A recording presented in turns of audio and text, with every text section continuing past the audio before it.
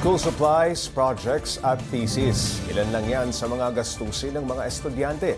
Kaya naman ang pagbibigay ng diskwento sa mga pampublikong transportasyon ay malaking tulong sa kanila.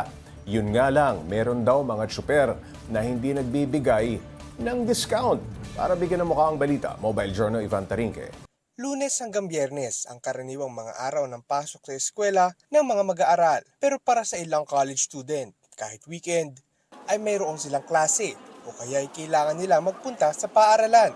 Yun nga lang, may mga tsuper daw na hindi kinikilala ang pagbibigay sa kanila ng student discount, lalo na kapag holiday. Sinasabi nila na wala naman daw pong pasok kapag Sabado at Linggo. Kaso nga lang, since sa college student na po kami, minsan may pasok po kami ng Sabado, minsan may pasok din po ng Linggo. 3 piso hanggang 20 pesos pa naman sana ang discount.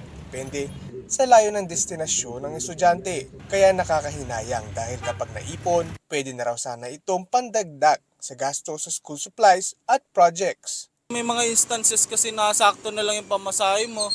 Tapos minsan din may sumasobra na pangbabayad mo pa sa mga pagpapaprint. Hindi Hindi naman sana ito problema, lalo't may batas naman talaga para sa student fare discount sa ilalim ng Republic Act No. 11314. Ayon sa Land Transportation Franchising and Regulatory Board, ang 20% discount sa pamasahe ay ibibigay sa estudyante buong taon.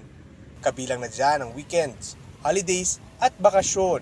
Sinabi rin ng LTFRB na hindi lang ito para sa mga pampublikong sasakyan tulad ng jeepney, bus at UB Express. Sakop din ito ang mga TNVS platforms tulad ng Grab. Ang mga lalabag ay maaaring maharap sa multa, suspensyon ng prangkisa o pagkakansela nito para sa paulit-ulit na paglabag. Para ma-avail ito, kailangan lang ng estudyante na magpakita ng kanilang ID.